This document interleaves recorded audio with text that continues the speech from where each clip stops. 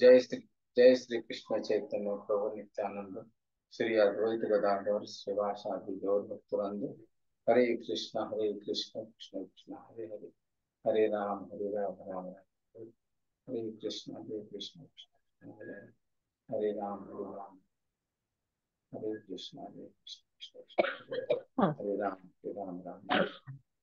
ओम अज्ञानतिमिरान्धस्य ज्ञानाञ्जनशलाकया तस्मै श्री चैतन्य महाविष्णु स्थापितमेन स्वयं रूपकलमयं ददाति स्वयं।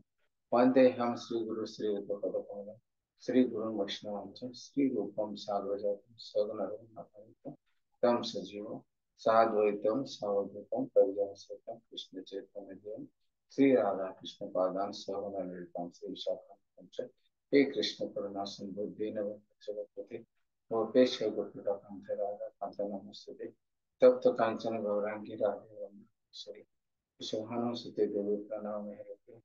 जय श्री कृष्ण चैतन्य प्रभु नित्यानंद श्री अद्वैत गदाधर श्रीवासादि गौर भक्तवृंद। हरे कृष्ण हरे हरे राम हरे कृष्ण हरे हरे राम हरे कृष्ण हरे राम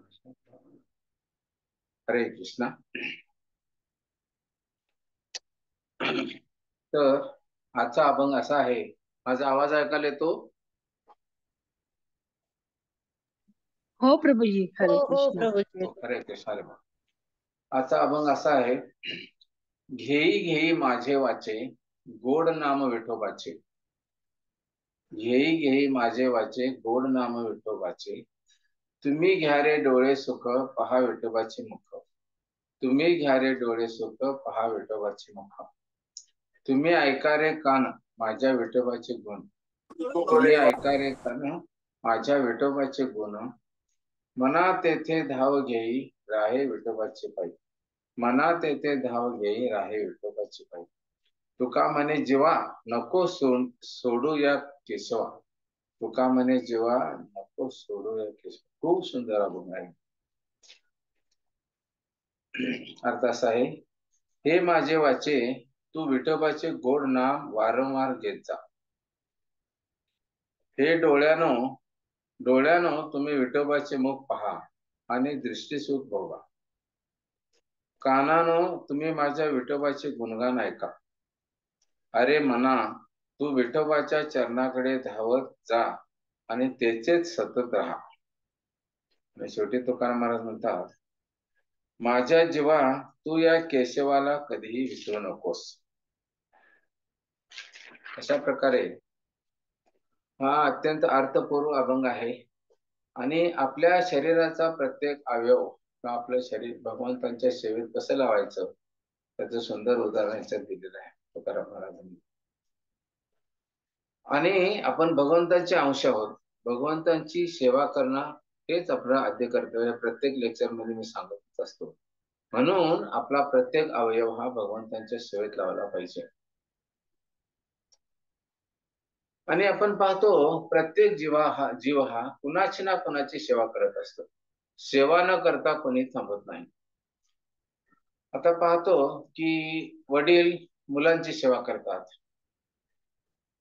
नंतर मोठी झाल्यानंतर मुली वडिलांची सेवा करतात, शिक्षक आपल्या विद्यार्थ्यांना शिकून शिक्षेची सेवा करतात विद्यार्थ्याची, विद्यार्थी गुरुचं आज्ञापालन करून गुरुंची सेवा करतात. असं जर आपण पाहत गेलो प्रत्येक व्यक्तीचं, तर अशी एक व्यक्ती नाही ती कुणाची सेवा करत नाही. असं प्रत्येक जण एक दुसऱ्याची सेवा करतात. पती पत्नीची सेवा करते, पती पत्नीची सेवा करतो, एकमेक सेवा करत असतात आणि मदत करत असतात. ही सगळी सेवेची जी चेन आहे कंटिन्युअस चालू आहे. कुणाची ना कुणाची आपण सेवा करत असतो. सेवा कुणाची न करता आपण कधी थांबू शकत नाही. अशा पद्धतीनं पण ही जी सेवा आपण करतो ही सेवा फक्त इंद्रिय भोगासाठी असेल, आत्मीय सुख भोगायसाठी इंद्रिय भोगासाठी असेल तर ती सेवा आपल्याला कर्मबंधनात अडकवते. आणि ही जर सेवा भगवंतांच्या आनंद प्रित्यर्थ केलो तर आपण भगवंतांची भक्ती प्राप्त करतो, प्रेम प्राप्त करतो आणि जन्म मृत्यूच्या फेऱ्यात सुटतो. आपण मागं पाहिलं आहे की हे कर्म कसलं? सकाम कर्म. काही भौतिक इच्छा, इंद्रिय तृप्तीची इच्छा असू दे किंवा दुसरी कुठली इच्छा असू दे, भौतिक इच्छा पुरी करण्यासाठी जे पण आपण कर्म करतो ते सकाम कर्म करतो. आणि हे कर्म जे करत असते त्याचं आपल्याला फळ निर्माण होत असते. पुण्यकर्म करणे आणि पाप कर्म करणे. पापात पुण्य संचय होतोय किंवा पाप संचय होतोय. पुण्य संचय होतोय तर वरच्या लोकात गती मिळते, काही सुख भोगून झाल्यानंतर परत मृत्यू लोकात येतो. पाप कर्म केलं तर नरकात जातो, नरक यातना भोगतो. त्या नरकातनं 84 लक्ष योनी फिरून झाल्यानंतर परत मनुष्य जन्म आणि परत जन्माच्या फेऱ्यात अडकतो, त्या कर्मबंधनात अडकतो. म्हणजे ही जी कर्म आहे, सकाम कर्म करा किंवा विकर्म करा. सकाम कर्म म्हणजे शास्त्रानुसार सांगितलेली कर्म ज्याच्याद्वारे आपण पुण्यकर्म प्राप्त करत असतो. विकर्म म्हणजे शास्त्रात सांगितलेल्या विरुद्ध कर्म करायचं आणि त्याच्यामुळे नरक यातना भोगायच्या. आणि ह्या दोन्ही शिवाय तिसरं कर्म म्हणजे अकर्म, जे भगवंतांचे ज्याचं फळ भगवंत स्वतः घेतात किंवा त्याचं फळ भगवंताच्या चरणी अर्पण होतं. त्यामुळे त्याचं कर्माचं फळ आपल्याला भोगावं लागत नाही. ते कर्म म्हणजे भगवंतांची सेवा. म्हणून आपण सदैव जास्तीत जास्त आपल्या इंद्रिय सुख, कुठलं इंद्रिय सुख म्हणजे कुठलं, हे शरीर जिवंत ठेवायसाठी जे आपल्याला कशासाठी शरीर जिवंत ठेवायचं, कारण ह्या मनुष्य जन्माचा सार्थक होण्यासाठी आपण भगवंतांची सेवा केली पाहिजे. त्यासाठी हे शरीर जिवंत ठेवलं पाहिजे. आणि हे शरीर जिवंत ठेवायसाठी जेवढी आवश्यकता असेल तेवढंच आपण करत जायचं, शरीराची पालन पोषण. तर हे शास्त्र सांगतंय. ह्याशिवाय जे आपण या शरीराचं काय ते चोचले भागवतो ते इंद्रिय तृप्तीसाठी असतात आणि ते आपल्याला कर्म बंधनात काढतात. म्हणून ह्या शरीराची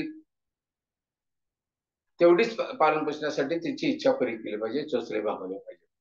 आता आपण बघतो व्रज गोपी ह्या सदैव भगवान श्रीकृष्णाचं स्मरण करायच्या, कारण त्यांच्याच स्मरणात त्या दिवस दिवस घालवायच्या. त्याच्याशिवाय त्यांना काय सुचतच नव्हतं.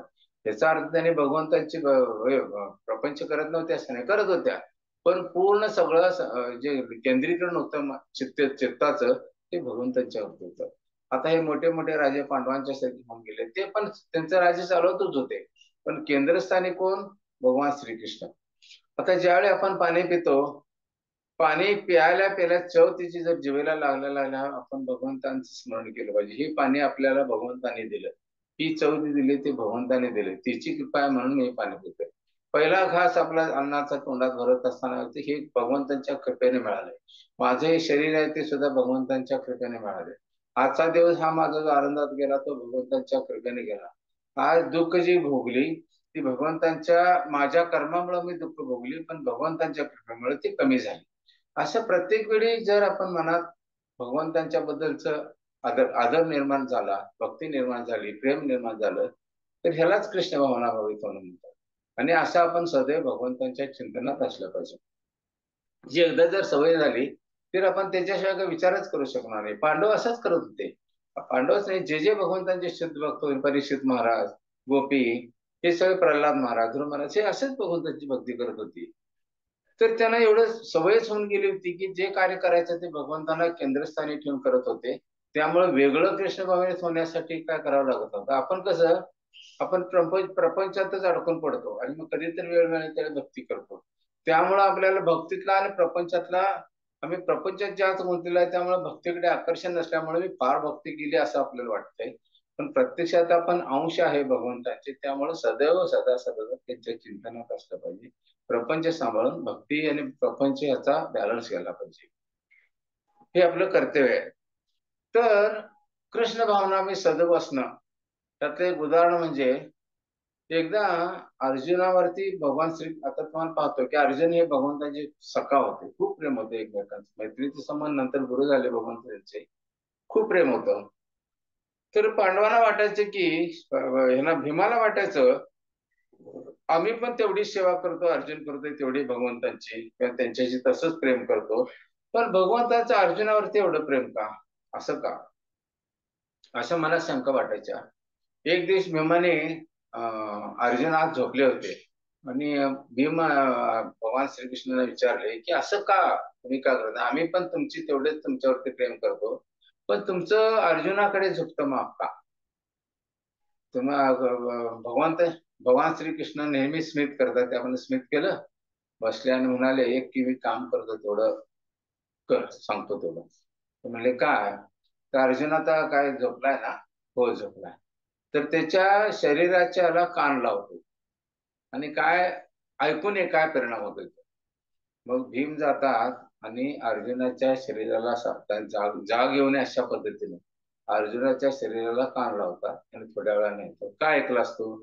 तर त्याच्यातनं आवाज येत होता, कृष्ण कृष्ण कृष्ण कृष्ण, त्याच्या रंध्रातनं आवाज येत होता.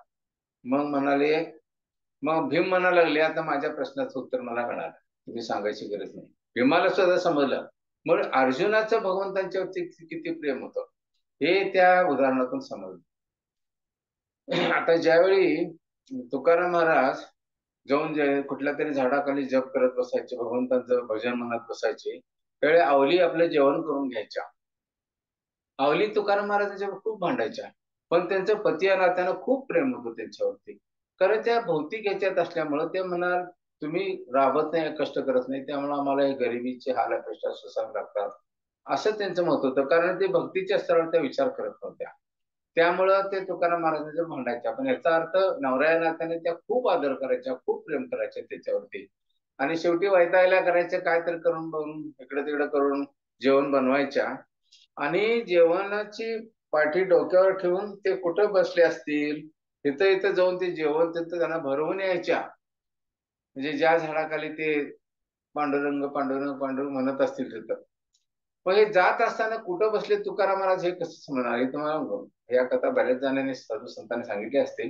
ते जात असताना समजायचं कसं त्या कुठं बसले ते? पण जात असताना थोड्या थोड्या अंतराने एक दगड घ्यायचा आणि कानाला लावायचा. मग तिथं पांडुरंग पांडुरंग पांडुरंग आवाज येत असेल तर ह्या बाजूने जायचं, आणि इकडे घेत असता आवाज आला नाही म्हणजे ह्या बाजूला नाही यायचे. कुठं आवाज येतोय त्या बाजूने असं ऐकत ऐकत थोड्या थोड्या अंतराने दगड कानाला लावून ऐकत ऐकत तुकाराम महाराजांच्यावर जायच्या आणि मग त्यांना जेवण देऊन यायचं. म्हणजे ह्याला म्हणतात कृष्ण भावनामय. म्हणजे त्या तुकाराम महाराज एवढे कृष्ण भावनामयित होते की ते ज्या दिशेने जात होते पांडुरंग पांडुरंग पांडुरंग भजन करत ते, किंवा त्यांची इतर भजनाची रचना करत असत, ते भजन गात असत.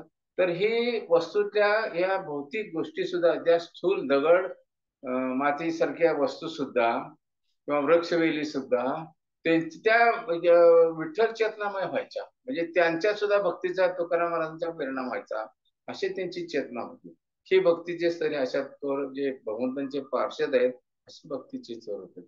म्हणून आपण कृष्ण भावनामय होणं म्हणजे आपल्या जे शरीराची अनेक अनेक इंद्रिय आहेत ती कशी भगवंतांच्या सेवेत लावली पाहिजे हे तुकाराम महाराज सांगतात. प्रत्येक आपला अवयव हे तुकाराम पांडुरंगाच्या सेवेत लागलं पाहिजे.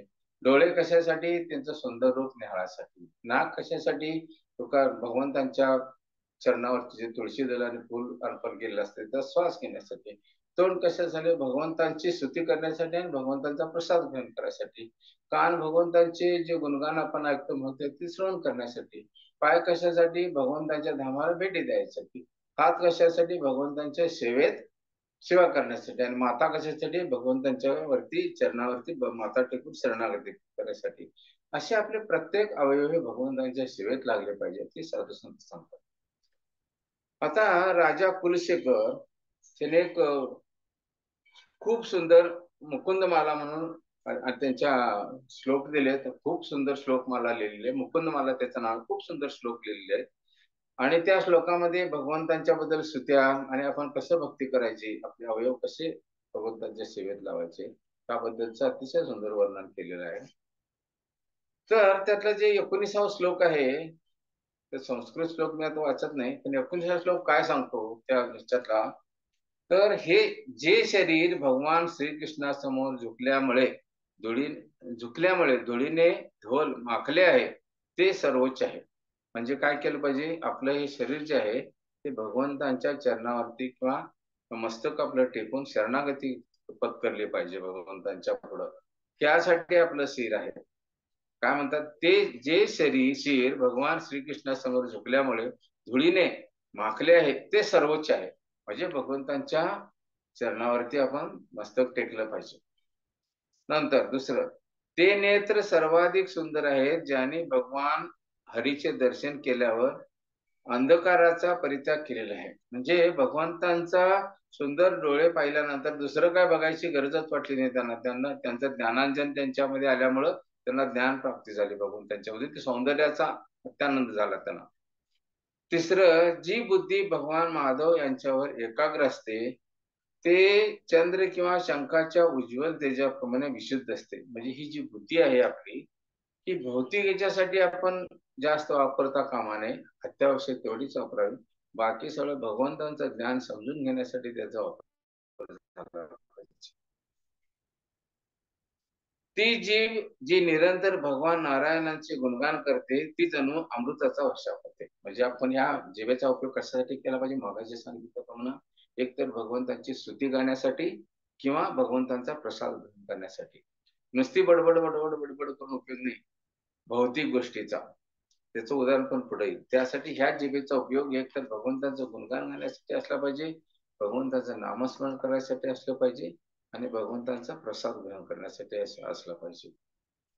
20वा श्लोक काय सांगतो ह्यातला?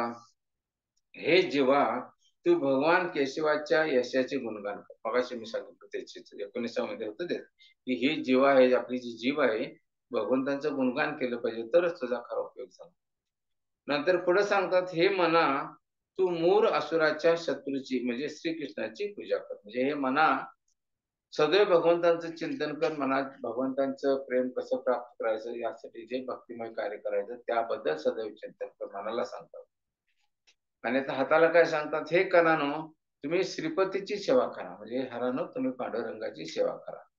सगळं भौतिक कार्यातच वेळ दौडू नका, पांडुरंगाची सेवा करण्यात पण वेळ लावा. नंतर हे कर्णानो तुम्ही भगवान अच्युतांच्या कथेचे श्रवण करा. आपले कर्ण कशासाठी आहे? भगवंतांच्या कथेचे श्रवण करण्यासाठी. हे नेत्रांनो तुम्ही एकाग्रपणे श्रीकृष्णाचे म्हणजे पांडुरंगाचे दर्शन करा. नेत्रांनो तुम्ही पांडुरंगाचं दर्शन करा. फालतू गोष्टी पाहून व्यर्थ त्याचा परिणाम होऊ नये यासाठी प्रयत्न करा.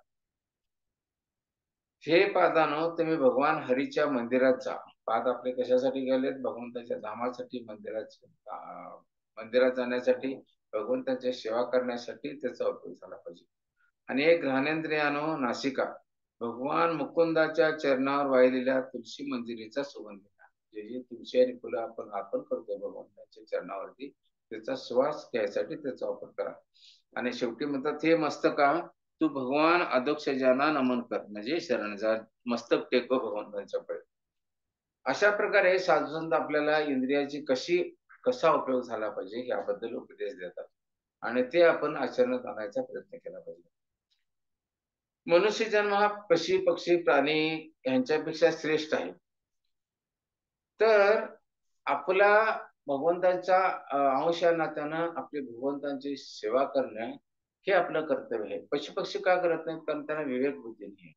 पशु पक्ष्यांचा जे हे होतो उत्क्रांती होत असते किंवा ह्या जन्मातून पुढच्या जन्मात हे आपल्यासारखं भक्तिमय कार्य करून त्यांनी मनुष्य जन्म मिळाला, आता पुढच्या जन्मी ह्या मनुष्य जन्मात नंतर आपल्याला भगवंता मिळू दे ही बुद्धी त्यांना नसते. आता आज एक प्राणी आहे तो मृत्यू झाल्यानंतर त्याच्या पुढच्या कर्मानुसार त्याला जे फिक्स झालेलं आहे त्याप्रमाणे पुढचा जन्म मिळतो. त्यानंतर पुढचा जन्म असं करून ते ज्यावेळी 84 लक्ष आणि संपतील 84 लक्ष आणि त्यानंतर मनुष्य जन्म होतो. आणि मनुष्य जन्मात आल्यानंतर मग आपण भगवंताची भक्ती करून भगवतधाम प्राप्त करायचं का पुन्हा 84 लक्ष योनीतनं फिरायचं? ह्याचा सद्विवेक मनुष्यामध्ये असते. त्याचा वापर करून आपण भगवंताची भक्ती करून त्या दुःखमय 84 लक्ष योनीतून सुटका करून घेतली पाहिजे. नाहीतर मग 84 लक्ष योनी फिरतच राहू. तसं भागवतमच्या 2, 3, 20 आणि 24 श्लोकामध्ये खूप सुंदर सांगितलं या संबंधित. जर एखाद्याने भगवंताच्या दिव्य कथा ऐकल्या नाहीत तर त्याची कर्णरंध्रे म्हणजे सर्पाची बेळच म्हटली पाहिजे. हे कर्णरंध्र आपल्याला कशासाठी दिले? भगवंताची कथा ऐकण्यासाठी, त्यांचं गुणगान ऐकण्यासाठी. आणि जर ते ऐकण्यामध्ये आपण वेळ दवडला नाही, याचा अर्थ असं नाही नुसतं तेच ऐकायचं दुसरा ऐकायचंच नाही, ते करत करत हे ऐकायचं असं सांगायचं. मी नेहमी म्हणतोय की बॅलन्सिंग करायचं. तसं तर ही जर आपण कथा ऐकण्यासाठी या कानाचा उपयोग केला नाही तर ही काय आहे? सर्पाची बिळ आहे. जर भगवंताच्या नामाचा जप केला नाही, कथा वर्णन केले नाही तर ही जीवा म्हणजे बेडकाची जीवा मानली पाहिजे. आता जर भगवंताच्या कथा करण्यामध्ये, भगवंताची मती गाण्यामध्ये जर आपण जी केली नाही, तर ही बेडकाची बेडूक काय करतं, डराव डराव डराव डराव ओरडत असते. त्याच्यामुळे काय परिणाम होतोय, काय परिणाम होतोय, भौतिक दृष्टीचा परिणाम होतोय, आध्यात्मिक काही होत नाही. आध्यात्मिक दृष्टीचा परिणाम त्या आवाजानं काय होतोय, भौतिक परिणाम काय होतोय, त्याच्या डराव डराव आवाजानं जवळपास कुठं तर साप असेल तो येतोय आणि त्याला खोंटावतो. म्हणजे मृत्यूला, हा डराव डराव मृत्यूला आव्हान करणार असतो. तसं भगवंतांच्या बद्दल माहिती गाण्यामध्ये, त्यांची स्तुती करण्यामध्ये, त्यांची भजनं गाण्यामध्ये आपण वेळ न घालवता फालतू गोष्टीमध्ये वेळ घालवला तर आपण ह्या कर्मबंधनात अडकून जातो. म्हणजे सर्पाला जसं बोलवतो डराडरा करून, तसं आमचं हे जे प्रजल्भ आहे तो सुद्धा मृत्यूलाच बोलवत असतो. हे ध्यानात ठेवलं पाहिजे. नंतर हात जरी सोन्याच्या कंगनाने अलंकृत असले पण भगवंतांच्या सेवेत निमग्न नसतील, ते मृत शरीराचे हात मानले पाहिजे. आपले जे हात आहेत त्याचं आपण कंकण घालून सौंदर्य वाढवलं ठीक आहे, पण ते जर भगवंताच्या सेवेत लागले नसतील त्याचे मृत शरीराचे हात आहेत, ते जिवंत हात म्हणताच येत नाही त्याला, असं भागवत सांगते. पुढं, जे डोळे भगवंतांचे रूप निहाळत नाहीत ते मोर पिसावरील अंकित डोळ्याप्रमाणे मानले पाहिजे. हे डोळे जे आहेत ते भगवंताचं सुंदर रूप निहाळण्यासाठी आहेत.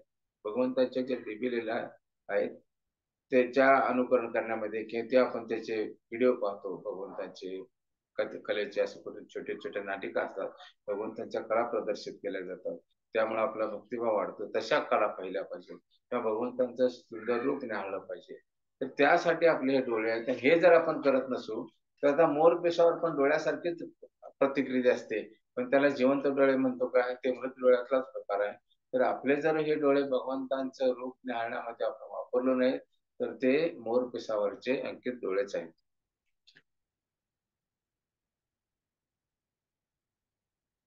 आता आपण आता कुठं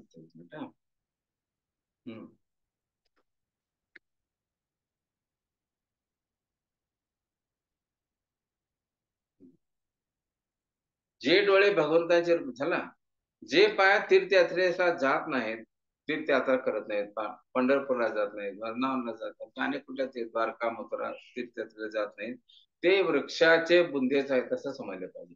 हे ह्या ज्या आपले जे पाय आहेत त्याचा उपयोग कशासाठी झाला पाहिजे, भगवंतांच्या धामाना भेटी घेण्यासाठी, भगवंतांची भक्ती प्राप्त करण्यासाठी धामाना भेटी केल्या पाहिजे. आणि भगवंताच्या धामामध्ये गेल्यामुळे जे इथल्या आपण जे आपल्या भक्तीद्वारे पुण्य करतो त्याच्या हजार हजार पटीनं तिथं भक्तीचं पुण्य प्राप्त होत असते. तर त्यासाठी आपण भगवंताच्या धामाला भेटी दिल्या पाहिजे. आणि भगवंतांचे सेवेचे जे 5 मुख्य हे आहेत बाब, त्यातले भगवंतांच्या धामाला भेटी देणं, जिथे जिथे भगवंतांनी लीला केल्या तिथे तिथे भेटी देणं, हा एक पण भाग आहे, त्यातला प्रकार आहे. भगवंत व शुद्ध भक्ताची चरणधूळ ज्या मस्तकावर स्पर्शिली नाही ती व्यक्ती म्हणजे प्रेतच मानले पाहिजे. आपण मी मागच्या वेळी सांगितलं, भगवंत कोणावर खुश होतात, त्यांच्या भक्ताची जी सेवा करतात त्यांच्यावर भगवंत खूप खुश असतात.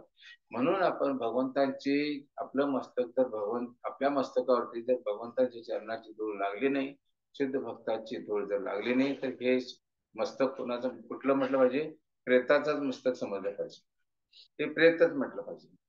पुढं, ज्या नाशिकाद्वारे भगवंतांच्या चरणावर अर्पिलेल्या तुळशी दल किंवा फुलांचा श्वास घेतला गेला नाही तर श्वासोच्छ्वास करीत असले तरी त्याला प्रेतच मानले पाहिजे. त्या नाकाचा उपयोग कशासाठी केला पाहिजे, भगवंतांच्या चरणावर जे फुलं अर्पिलेली आहेत, तुळशी दल अर्पिलेली आहेत, त्याचा श्वास घ्यायला पाहिजे. हे सगळे भगवंताचे भक्तीतलेच एक वेगवेगळे प्रकार आहेत.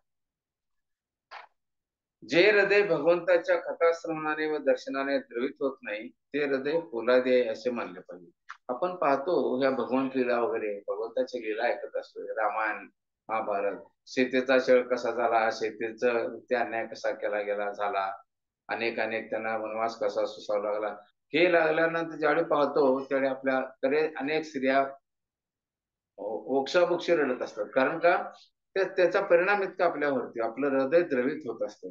भगवंतांनी अशा ज्या लीला केल्यात कशासाठी, आपलं हृदय द्रवित होऊन भगवंतांच्या प्रती आकर्षण निर्माण व्हावं, त्यांच्या दासाप्रती, त्यांच्या अनेक अनेक पार्श्यात त्यांच्या प्रती आकर्षण निर्माण व्हावं, म्हणून या भगवंत लीला करतात. आणि त्या लीलाद्वारे आपल्याला जर आपल्या चेतनेवरती परिणाम झाला नाही तर मग त्याचा का उपयोग? हे पोलादी आहे, दगडाचं हृदय आहे, लोखंडाचं हृदय असं म्हटलं पाहिजे, असं भागवत म्हणतोय. अशा रीतीने आपलं प्रत्येक सेवा जी इंद्रिय जे आहे ते भगवंतांच्या सेवेत लागलं पाहिजे, त्याचा भगवंताच्या सेवेत त्याचा उपयोग झाला पाहिजे. आणि ह्या इंद्रियाला जर आपण मोकळं सोडलं तर ते एखाद्या नावेला जर आपण नांगर मारून ठेवला तरच ती व्यवस्थित राहते. तिला तसं सोडून दिलं तर ती भटकते, कुठं पण भटकून जाईल, कुणीकडे वारा नाही तसं भटकेल ती. अशा पद्धतीनं ह्या आपल्या इंद्रियांना मनाला असं नियंत्रणात ठेवलं पाहिजे, तरच ते नियंत्रणात राहतात. आता ह्या मनाला हे मन प्रत्येक वेळी म्हणत असते असं करू नको, असं कर, असं करू नको, असं कर. तर बुद्धीच्या द्वारे आपण हे करतोय, हे चुकीचं कसं आहे आणि बरोबर कसं आहे त्याचा सतसत विवेक बुद्धीने विचार, आपला वेळ भगवंताच्या भक्तीत कसा घालवायचा ते शास्त्राच्या नुसार एक शेड्यूल बनवायचा, त्याप्रमाणे प्रयत्न करायचा. ते एका दिवशी ठेवून दुसऱ्या दिवशी लगेच त्याचं एक्झिक्युशन होईल असं नाही आहे. त्याला अनेक अनेक प्रयत्न करायला लागतील, कष्ट करायला लागतील, पण केलंच पाहिजे, कारण मनुष्य जन्माचा त्याच्यासाठीच आहे, केलंच पाहिजे. आता आपण पशुला कुंपणात आत ठेवलं जाते. कुंपण असं कडेनं बांधून, आता बघ शेळ्या मेंढ्या आपल्या जंगल कधी कधी ठेवतात तसं कुंपण बांधून. हे जंगली पशु जे असतात त्यांना पकडल्यानंतर त्यांना नुसता कुंपणात ठेवलं जात नाही, त्यांना कुंपणाच्या आत आणि परत दोरी बांधून ठेवलं जाते. कारण का, हे मग ह्यो पशु आज जर कुंपणात असेल तर कुंपण सुद्धा तोडून कधी तो पळून जाईल का सांगता येत नाही, म्हणून त्याला दोरीने बांधून ठेवलं जाते. तसं हे जे मन आहे आपलं, हे एवढं विचित्र आहे, आपल्याला वाटतंय आपलं मन मित्र आहे पण कधी शत्रू होईल सांगता येत. आता अजामिळची कथा मी तुम्हाला मागे सांगितली होती बऱ्याच वेळी. तर अजामिळ हा शुद्ध ब्राह्मण होता, आई वडिलांचं आज्ञापालन करणारा वगैरे, वडीलधाऱ्या माणसांची सेवा करायची, शास्त्र शुद्ध रीतीने पूजा अर्चा करायची, भगवंतांची सेवा करायची, असे करत होते. आणि असं ब्राह्मण कुलात जन्मून अतिशय सेवाभावी होता, शास्त्राचा अभ्यास पण होता. तर अशा परिस्थितीत एक वेळ त्यांच्या वडिलांनी त्याला जंगलातून समिधा आणि यज्ञासाठी लागणारी काय लागणारी मटेरियल असेल ते आणायला पाठवून दिलं. तर ती घेऊन येत असताना एक शूद्राने आणि एक शूद्र आलिंगन करत असलेलं चित्र त्यांनी पाहिलं नजरेसमोर. झाडाच्या झुडपाच्या पाठीमागच्या बाजूला एक शूद्राने आणि एक शूद्र एकमेकाला आलिंगन करत होते, आणि दोन्ही ती नशा पद्धतीने केलेलं होतं. तर अशा अवस्थेत त्यांना पाहिल्यानंतर तो तिकडं पाहून मनावर परिणाम होणार नाही यासाठी खूप प्रयत्न केला, पण त्याचा प्रभाव इतका झाला की तो घरी आल्यानंतर त्याचं सारखं चिंतन करू लागला. आणि हे चिंतन करीत करीत करीत त्याने इतकं त्याच्यावरती मनावरती परिणाम झाला की ते आपली इतकी पतिव्रता पत्नी तिला सोडून दिला, आई वडिलांना सुद्धा सोडून म्हणजे हकलून लावलं. अशा परिस्थितीत त्या वेश्याला त्याने घरी आणून ठेवलं, आणि त्या वेश्येपासून त्याला मुलं पण झाली. आणि वयाच्या 84-85 सालाला पण त्याचा सगळ्यात शेवटचा मुलगा होता. म्हणजे तो इंद्रिय तृप्तीत किती मग्न झाला, आणि एवढं पतन त्याचं झालं कशामुळं? फक्त ते तेवढं ते ते दृश्य, जे वाईट दृश्य बघायला नको पाहिजे होतं ते बघितलं, आणि एवढा त्याचा परिणाम झाला. म्हणून ह्या मनाला आपण असं बांधून ठेवलं पाहिजे की त्याला जरा जरी ढिलं सोडलं की तो काय करेल काय सांगतात नाही. आणि आता माझं मन माझ्या नियंत्रणात आपण आहे हे म्हणतो ना, हे साफ चुकीचं आहे. मन इतकं सदस्य नियंत्रणात त्यासाठी खूप प्रयत्न करायला पाहिजे. याचा अर्थ राहत नाही असं नाही आहे, पण शास्त्रात सांगितलंय की तुम्ही मनावरती विश्वास का ठेवू नका, त्याला सदैव भगवंतांच्या सेवेत गुंतवून ठेवा. नंतर नंतर मग काय होतंय, मनाला ते सवय होते की ही बुद्धी काय ऐकत नाही, ती मला ह्यात गुंतवून ठेवते, म्हणून मन मग शेवटी शेवटी ऐकायला लागतो. आणि मग आपल्याला भगवंताचं नामस्मरण केलं नाही, कथा ऐकलं नाही, लेखास नाही, तिची रुची निर्माण होते, आणि ते ऐकलं नाही की त्याच्यापासून दुःख व्हायला लागतं, आनंद वाटत नाही. हे करायला पाहिजे तो मी केलो नाही असं याच्यात वाटायला लागतं. पण ह्याचा अर्थ पूर्णपणे मन नियंत्रणात आलं असं म्हणता येत नाही. विश्वामित्राचं काय झालं? विश्वामित्राचं किती वेळा पतन झालं, आणि परत नंतर मग त्याला हाय त्या स्थितीत यायला किती वेळ गेला, त्यांचं आयुष्य सगळं तिच्यात खर्च गेलं. तर त्यासाठी ह्या मनाला पूर्ण नियंत्रणात ठेवायसाठी महत्वाचा उपाय म्हणजे त्यांना भगवंतांच्या सेवेत लावलं पाहिजे. आणि हे मन एकदा का भगवंतांच्या सेवेत लागलं आणि ती आवड निर्माण झाली की मग त्याला जास्त कष्ट पडत नाही, मग रेग्युलर सगळं कारभार चालू होतं.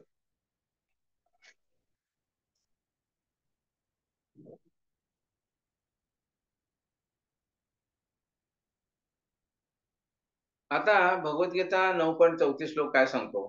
मन मना भव मद भक्तो मध्याची माम नमस्कुरु माम वशिषी युक्त वैवत्मानं मत्परायणम युक्त वैवमात्मनं मत्परायणम. आणि हा दुसरा एक आहे तो मन मना भव मद भक्तो मध्याची माम नमस्कुरु माम वशिषी सत्यम ते प्रीती झालं प्रिय समय प्रिय असो मी असा श्लोक आहे तो. तर या श्लोकाचा अर्थ काय? आपले मन सदैव माझे चिंतन करण्यामध्ये युक्त कर. माझा भक्तो मन मनाभव म्हणजे आपले मन मनाभव मत भक्तो मध्याजी माम नमस्कुरु. आपले मन सदैव माझे चिंतन करण्यामध्ये युक्त कर. माझा भक्त हो, मला नमस्कार कर आणि माझे पूजन कर. भगवंत अगदी साधं सोपं सांगतात. आपले मन सदैव माझे चिंतन करण्यामध्ये युक्त कर. बरोबर आहे. चिंतन करायचं, कामासाठी जेवढा वेळ तो काम झाला की मन भगवंतांच्या चिंतनेत लावायचं. माझा भक्त हो, मला नमस्कार कर. नमस्कार करायला आणि माझ्या भक्ताला काय आपला प्रॉब्लेम काय? आणि माझे पूजन कर. पूजन करायला असं का फार मोठी पूजा असं करा असं भगवंत सांगत नाहीत. तुला भगवंत काय म्हणतात? पत्रम पुष्पम फलम तोय यो मे भक्त प्रयच्छति. म्हणजे ते असंही म्हणत नाहीत मला पत्रम पुष्पम फलम तोय, म्हणजे मला एक पान दे. पानं अनेक दे म्हणत नाहीत, पान दे. फुल दे, एक फुल दे म्हणतात, अनेक फुलं पण देत नाहीत. थोडस पाणी दे. म्हणजे भगवंत असं म्हणत नाहीत मला एवढं देवी असं सगळी व्यवस्था करून माझी सेवा कर. अगदी अगदी सिंपल, म्हणजे अगदी कुणीही माणूस करू शकतो. एक पान कोणी देऊ शकतो, एक फुल कोणी पण अर्पण करू शकतो, एक थोडस जल कोणी पण देऊ शकतो. मग भगवंत हे कमीत कमी काय ठेवलेले आहेत? मोठे जर हे मला पाहिजे ते पाहिजे म्हटलं तर भक्ती पण केली असते. म्हणून सर्वसामान्याला सुद्धा हे करणं सोपं जावं म्हणून हा सोप्यात सोपा मार्ग भगवंतांनी सांगितलेला आहे. एवढं तो कर. आपले मन सदैव माझे चिंतन करण्यामध्ये युक्त कर. तुझं मन माझ्या चिंतनात युक्त कर म्हणतात भगवंताचं माझं नामस्मरण करून. माझा भक्त हो, चिंतन तुम्ही करायला लागला, त्यांच्याबद्दल लीला ऐकायला लागला, श्रवण करायला लागला, ते आपोआपच तुम्ही भक्त झालाच. मला नमस्कार कर. काय आपल्या नमस्काराला काय अडचण पडते? त्याला काय पैसे पडतात? आणि माझे पूजन कर. सिंपल अगदी. आता पत्रम पुष्पम फलम तोयम ह्या जी गोष्टीने माझं पूजन कर. बस. याला काय मोठा खर्च येतो आणि वेळ तरी किती लागतो? माझ्यामध्ये पुढे ते फार खूप सांगतात, माझ्यामध्ये पूर्णपणे रममान झाल्याने तू निश्चितच मला प्राप्त होशील. हे अतिशय महत्वाचं आहे. भगवंत काय वचन देतात तुम्हाला? त्या वरच्या ज्या 4 गोष्टी केल्यानंतर तू मला प्राप्त होशील. तू मला प्राप्त करशील म्हणजे काय? प्राप्त होशील म्हणजे काय? जन्म मृत्यूच्या फेऱ्यातून सुटशील. त्या जन्म मृत्यूच्या फेऱ्याचं सोडायचं तरी सोपं काम कर. भगवंताने फार मोठं कष्ट सांगितलं नाही. हरे नाम हरे कृष्णाचा मंत्र म्हणाला, तुकाराम महाराजांनी जे भक्तांचे मार्ग सांगितले ते करायला आपल्याला काय कष्ट आहे? काय पूर्वी सतयुगामध्ये किती 60-60 हजार 70-70 हजार वर्षे तपस्या करायचे लोक. नंतर त्रेतायुग आलं, मोठे मोठे यज्ञ करायचे, किती संपत्ती लागायची ते संपन्न करायला. त्यानंतर सतयुग, त्रेतायुग, द्वापार युगामध्ये अर्चा विग्रहाची भव्य देवी सेवा व्हायची. अनेक अनेक दिवस ते यज्ञ चालायचे, त्यासाठी पण खूप मोठी संपत्ती लागायची. पण कलियुगामध्ये ना आपलं आयुष्य मोठं आहे, ना आपली संपत्ती स्थिती ठीक आहे, ना आपली मनस्थिती ठीक आहे, बुद्धी ठीक आहे. त्यामुळे भगवंतांनी सोपा मार्ग काय सांगितला? हा जीव काय करू शकतो जास्तीत जास्त? माझं नामस्मरण करू दे. भगवंताचं नामस्मरण करत बसलं की आपल्याला हे जे 3 युगामध्ये जी फळ प्राप्त होणार ते आपोआपच मिळतात. आणि हे सोपं मार्ग भगवंतांनी काय दिला? त्यांना माहित आहे आता तो जीव आहे, त्याचं आयुष्यमान कमी आहे, त्याच्याकडे संपत्ती नाही आहे, याची बुद्धी स्थिर नाही आहे. म्हणून ह्याच्या पद्धतीनं भगवंत धामात यायचं असेल तर हा मार्ग दिला त्यांनी. हा मार्ग अवलंबा आणि माझ्या धामात या. हा सोपा मार्ग भगवंतांनी दिला आहे. आणि हे भगवंता म्हणजे हे जे सांगतात ना, आपले मन सदैव माझे चिंतन करण्यामध्ये युक्त कर. माझा भक्तो मला नमस्कार कर आणि माझे पूजन कर. माझ्यामध्ये पूर्णपणे रममान झाल्याने तू निश्चितच मला प्राप्त होशील. हे कुणाचं वचन आहे?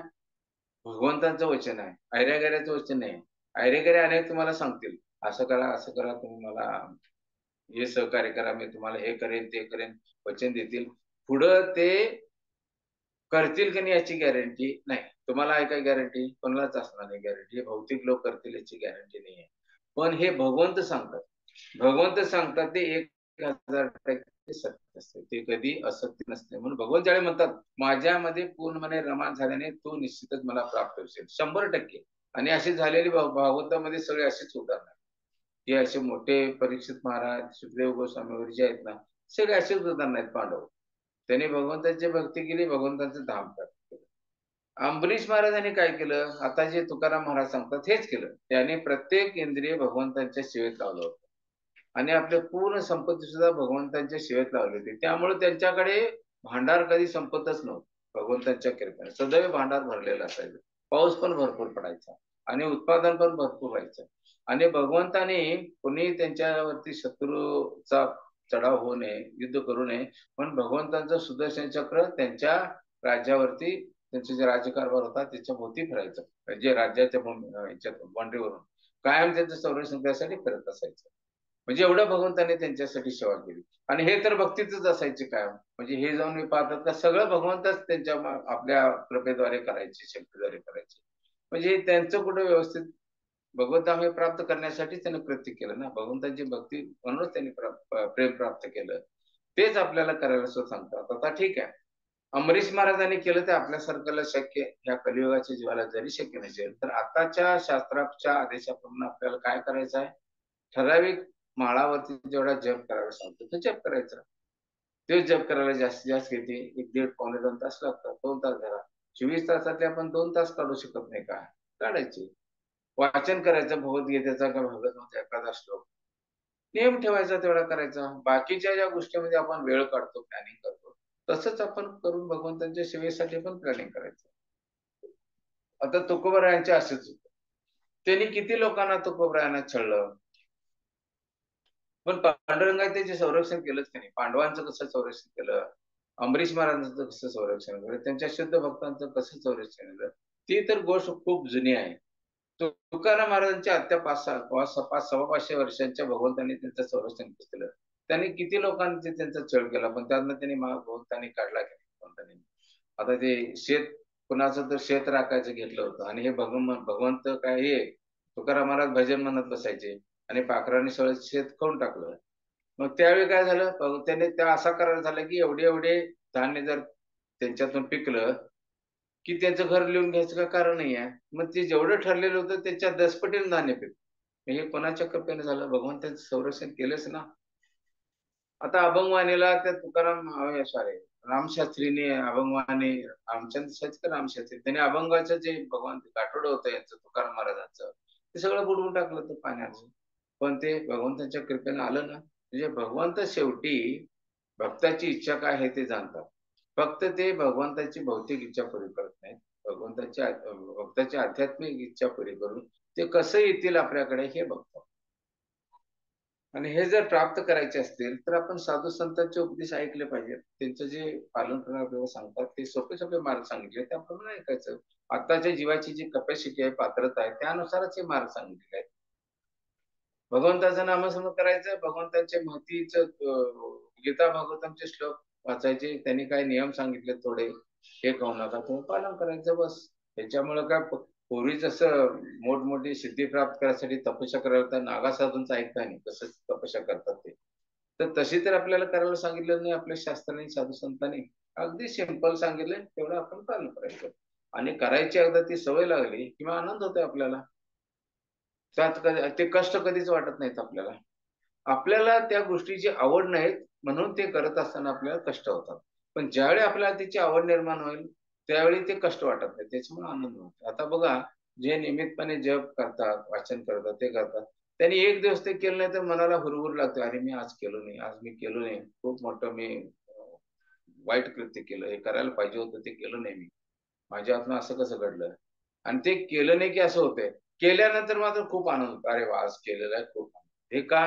कारण आपल्या त्या इंद्रियांना, मनाला सवय झाली ते करायला पाहिजे. मन असं करण्याच्या ज्यावेळी मन प्रवृत्त होतंय त्यावेळी ते आपलं मित्र आणि कशाला करतो जाऊ दे सोड की असं वेळ मनात विचार येतात, ते मग ते मन आपलं शत्रू. ठीक आहे, वेळ संपलेली आहे. हरे कृष्ण. कोणाला काय प्रश्न विचारायचा असेल तर विचारा. हरे कृष्ण. धन्यवाद प्रभूजी. हरे कृष्ण. कोणाला दंडवत प्रणाम. कोणाला प्रश्न असेल तर विचारू शकता तुम्ही अनम्यूट करून.